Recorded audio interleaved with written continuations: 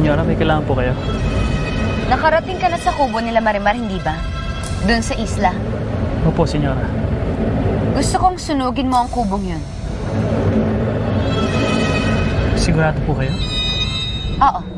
Sunugin mo ang sinumpang kubong yun. Hanggang sa abo na lang ang matira. Tama po ba yung narinig ko?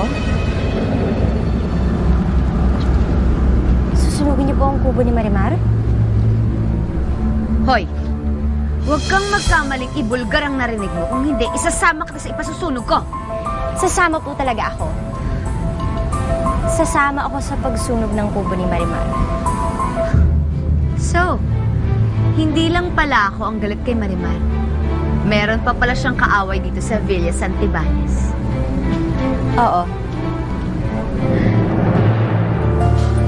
Ma'am Marimar, dinalan ko po kayo ng makakain.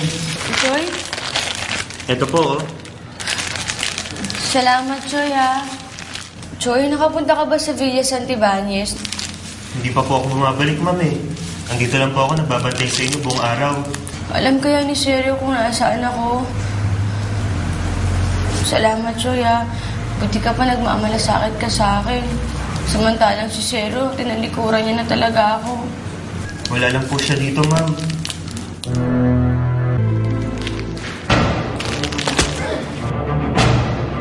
Saan kayo pupunta?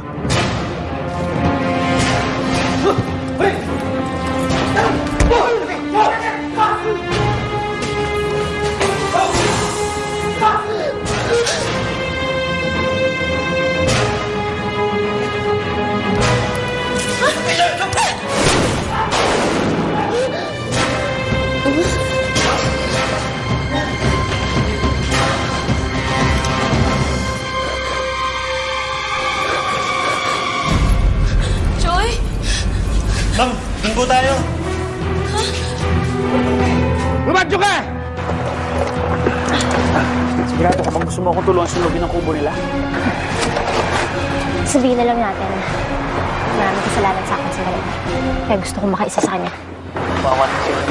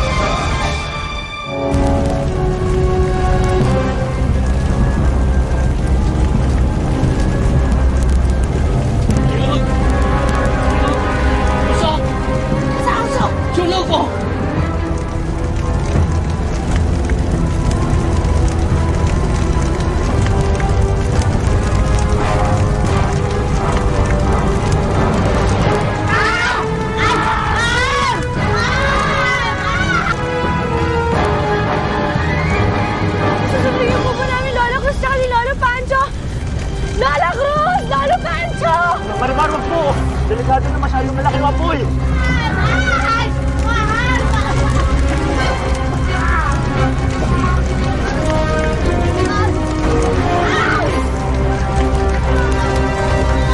Lala Cruz! Lalo Tancho! Sige na! Tulungan sila!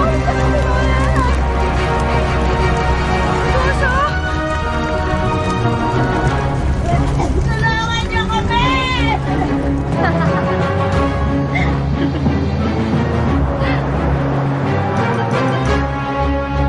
Grabe. Ikaw ang may pakana niyan? Gosh, sobra ka namang kontrabida. Tirahan ni Pulgoso yan eh. I don't like you na talaga. I hate you. Paano na yan, Marimar? Wala ka ng bahay. Wala ka ng uuwian. Wala ka ng ibang dapat gawin, kundi lumayas ng San Martin de la Costa. Layas ka na, Marimar. Kailangan ko sila tulungan! Bitawan mo ako! Lala Cruz! Lala Tancho! Sige po, ma'am. Ako na lang po. Dito na lang po kayo. Ako na.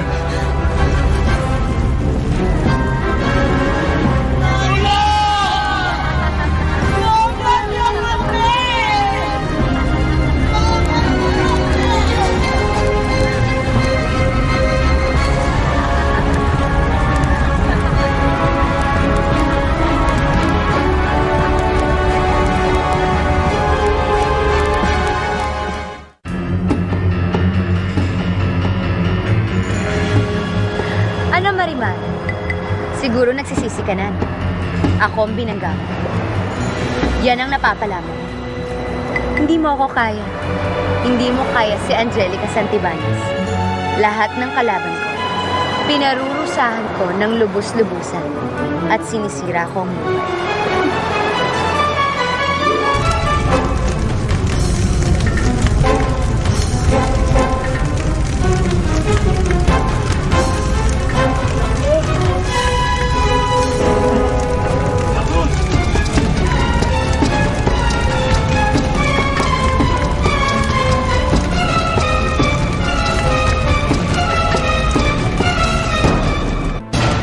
Marimar! Padre Boris! Ano nangyayari? Padre Boris, tulungan po natin si Lolo Cruz at si Lolo Pancho!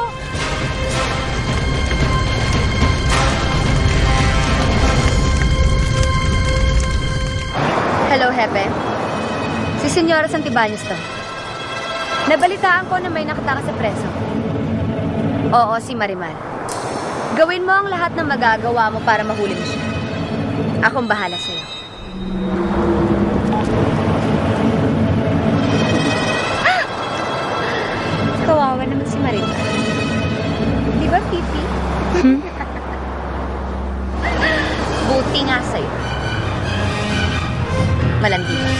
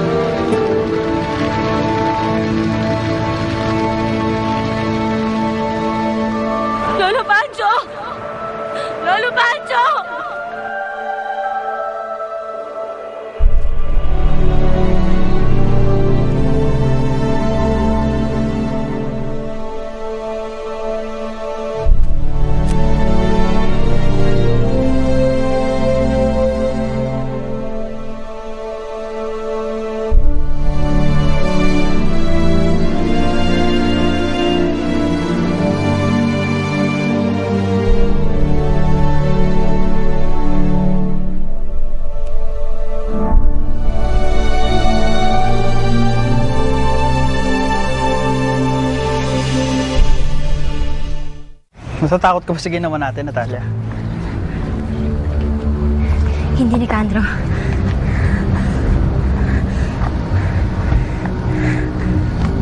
Ba't parang nanginginig ka? Nasasabik ako. Nasasabik na natutuwa. Sa wakas, nakaganti na rin ako kay Marimar. Alam mo, okay ka rin, Natalia. Hindi na lang tayo mag-love team. Oo naman. Ate, believe ka na sa akin, no? Galing-galing ko, no, ate? Ate? Sino ang ating sinasabihan mo? Ang ate ko! Ayan, no, si ate, hindi mo ba nakikita?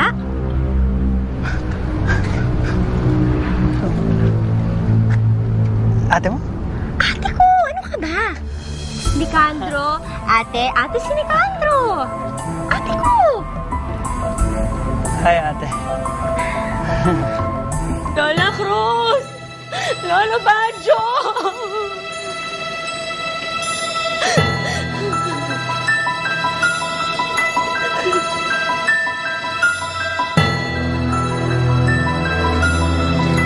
No, boss.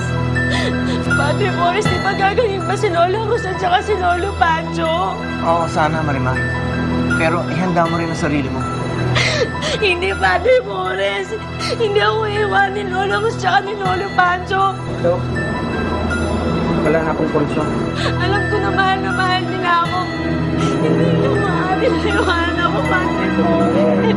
Pagdasalan natin na maagapan pa sila ng mga doktor. Padre Boris.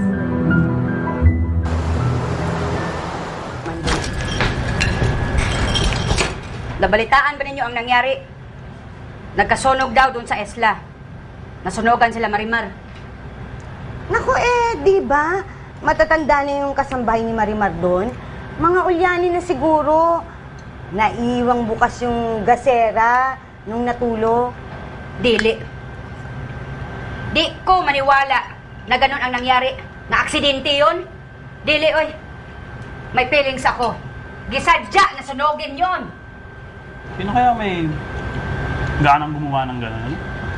Ako, madaming pwedeng utusan dyan, korason. Mga walang kaluluwa, mga halang bituka, walang konsensya.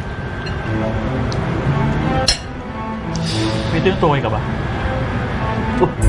Ako wala akong pinariringgan, pero kung apektado tayo, baka ikaw yun. Ikaw yun. Dito, Hoy! Bumalik ka!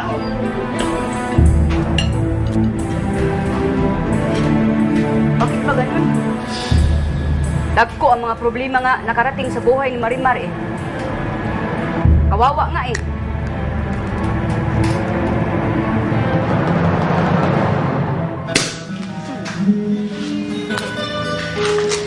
Salamat. Marili ka dali. Diego, pumunta ka muna doon. Yes, ma'am. Champagne sa gantong oras? We're having a celebration. Malapit nang matupad ang lahat ng pinaplano ko. Malapit nang mawala si Marimar sa buhay ko. Are you sure? Alam mo naman yung si Marimar, parang ipis. Kahit ilang beses mong tapakan, buhay pa din, no? Kaya nga sisiguraduhin ko na durog siya. Sasairin ko ang pesteng yun. Uubusin ko ang lakas ng tapang niya. Ha? Ano pa bang natitirang pwede mong gawin sa kanya? Basta kapag natapos ako sa kanya, hindi na siya makakabangon pa. Or better yet, mawala na lang siya ng tuluyan. Toast.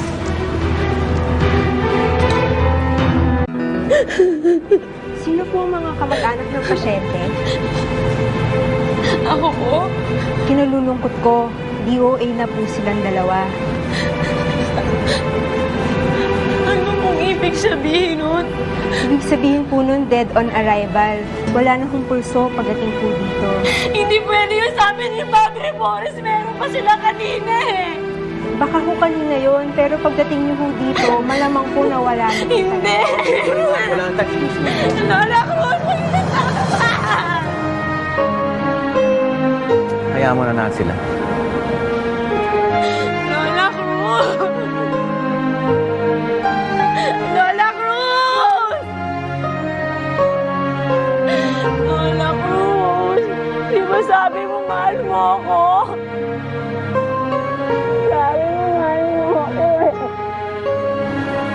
Lola Cruz, gumising ka! Lola Cruz! Lola Cruz!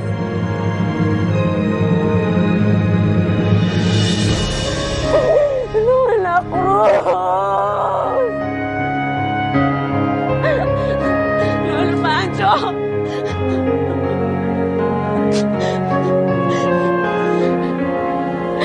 Lolo Pancho! Di ba sabi mo, walang mangyayaring masama sa ating tatlo? Kung masasama-sama tayo. Lolo Pancho, gumising ka!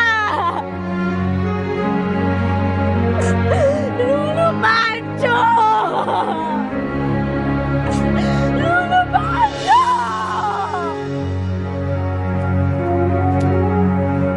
Lolo Pancho! Magkakapo pa kayo sa tuhod? Hindi ba gusto niyo siya makita? Di ba, Lola Cruz? Lola Cruz, di ba alagaan niyo ako niyo? Lolo Pancho! Lolo Pancho! Dahil ang daya niyo, hindi kayo tumupad sa pangako niyo. Sabi niyo walang iwanan. Paano na ako ngayon, Lolo Pancho? Sabi niyo mahal niyo ako, di ba? Marimar! Marimar! Marimar, kailangan tanggapin mo na wala na sila lola at lola mo. Marimar, ipaubaya mo na sila sa piling ng Panginoon. Nung Padre Forrest, parang awa niyo na. Kausapin niyo yung Panginoon. Sabihin niyo na hindi ko kaya mawala si Lolo Pancho tsaka si Lola Cruz. Kausapin mo siya, Padre Forrest! Gustuhan ng Panginoon, wala tayong magagawa doon. Pero bakit, Padre Forrest, kailangan ko po sila? Siguro, para makapagpahinga na sila sa mundong ito. Pero Padre Kayaan mo, Marimar. Magiging masaya naman sila sa piling ng Panginoon. Pero Padre Forrest, masaya kami tatlo nila Lola Cruz sa isla. At pinapangako ko, alagahan ko po sila. Marimar, huwag mo nang pahirapan ang sarili mo. Lola Cruz! Lola Cruz! Lola Cruz! Ano mo ako eh? Lolo Pancho! Sabi mo, di mo ko iniwanan. Marimar, huwag mo nang pahirapan ang sarili mo. Pancho! Lalo na, ang iyong magiging anak.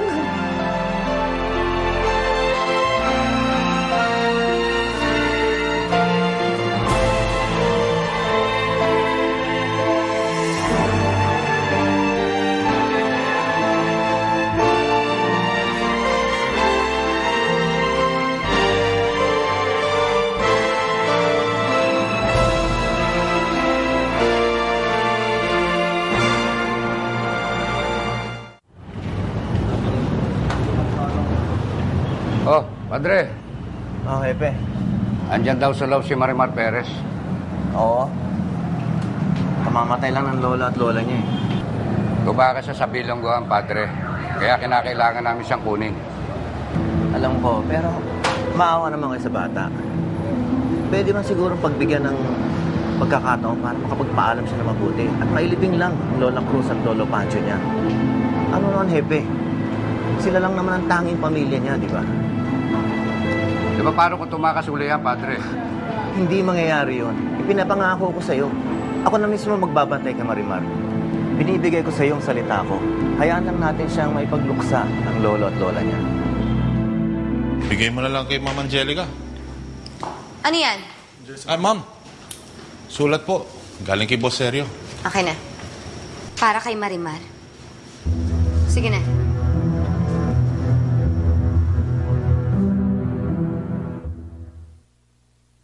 Ayaw ka naming iwan, Marimar.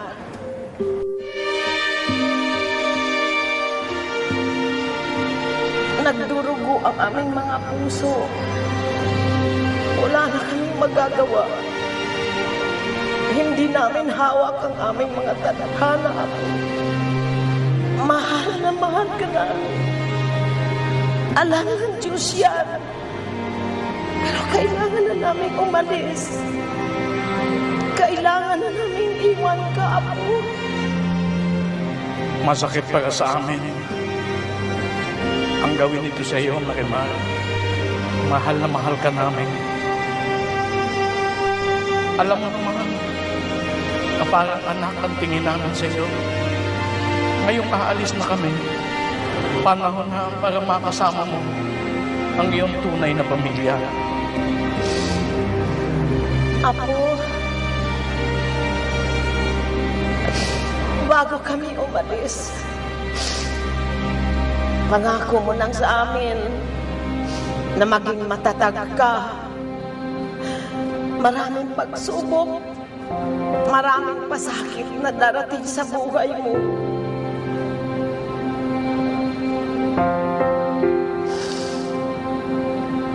Kailangan lakasan mo ang loob mo, Apo. Paalam na, Apo. Paalam.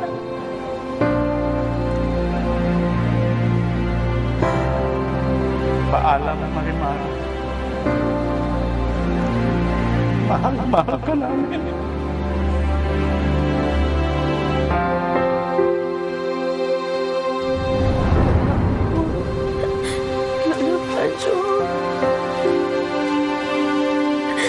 Marimar? Marimar? Padre Forrest, Anong nangyari? nanaginip po ako tungkol kay Lola ko siya, kay Lolo Pancho. Sige. Magbihis ka na. Ngayon na ang libing nila.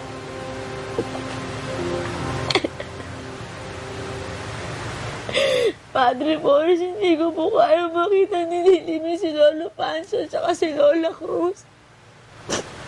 Kailangan mong maging matapang, Marimar. Para na rin sa katahimikan nila. Padre Forrest, napakasakit po nun para sa akin. Kunin mo sa pananampalataya at bibigyan kanya ng tapang at lakas. Ito. Isuot mo tong medalyon ni Abang Maria. At magmula ngayon, siya na ang nagbabantay sa iyo. At hindi ka pababayaan ng Diyos.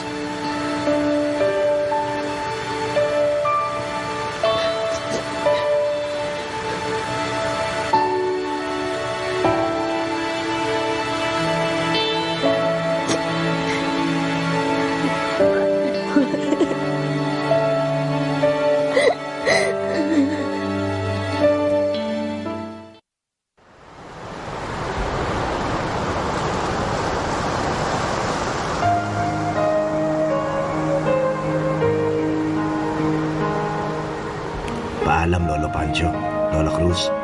Ako na pong bahala dito sa apo nyo. Pangako, lagi ko siyang babantayan. Hindi ko pababayaan si Marimar. Sa ngalan ng Ama, ng Anak, ng Espiritu Santo. Amen.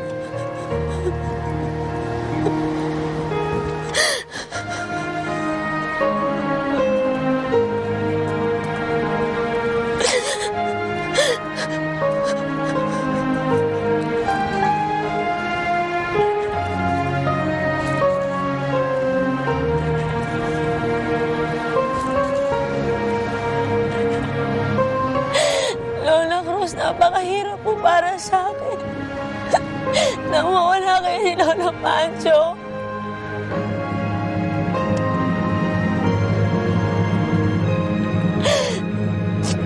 Napakahirap po para sa akin na hindi ko na po kayo makikita. Hindi ko na po kayo mayayakap. Na hindi ko na po kayo makakasama. Lola ko!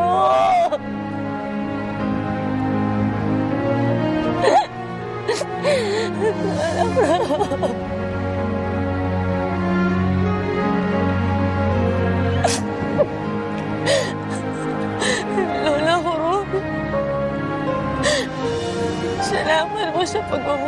sa akin.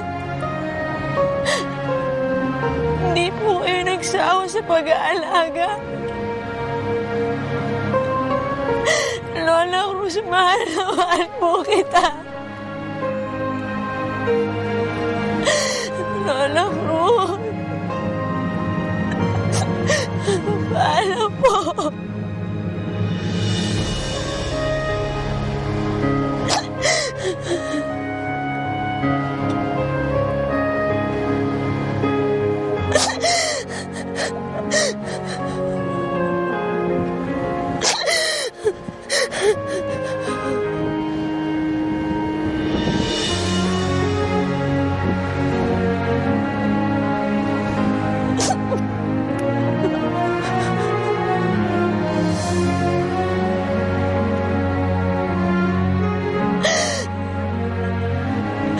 Lolo Pancho.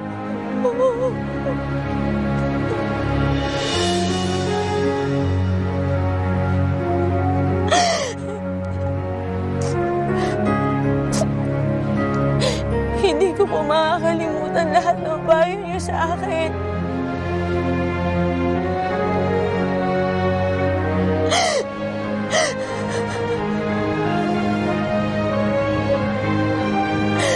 Lolo Pancho, nandito kami sa pulang ni Lola Cruz. Mahal na mahal ko kayo.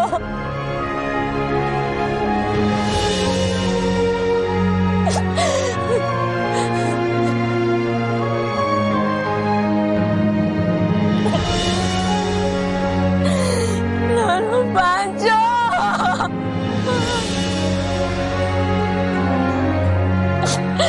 Lolo Pancho! Mahal ko po kayo ni Lola Cruz.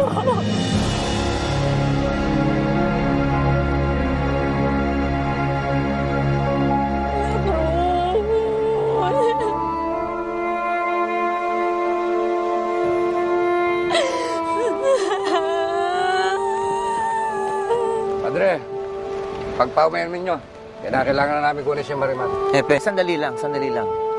Padre, may usapan tayo. Pagkatapos ang libing, tapos na. Pagbigyan mo muna kami. Sandali lang, babasbasan ko lang na maayos ito. Padre, tapos ang taning na ating pag-uusap. Sige, kunin nyo yan. Pasasan nyo. Yes, sir. Sandali. Padre, Pwede naman natin usapan. Oo nga, pero... Ginagawa lang namin ang aming tungkulin, Padre. Lolo Pancho! Sige, kunin nyo. Patakin nyo. Padre, sana naiintindihan mo ang trabaho namin. Tumutupad lang kami sa tungkulin namin. Ano? Bilisan nyo! Matayan na ngayon tao. Ayaw mo na pagbigyan ng ilang sandali. Pakawalan niyo si Marimar! Hindi na kayo naawa! Sige, bilisan nyo! Kunin nyo! Tara! Tara nyo!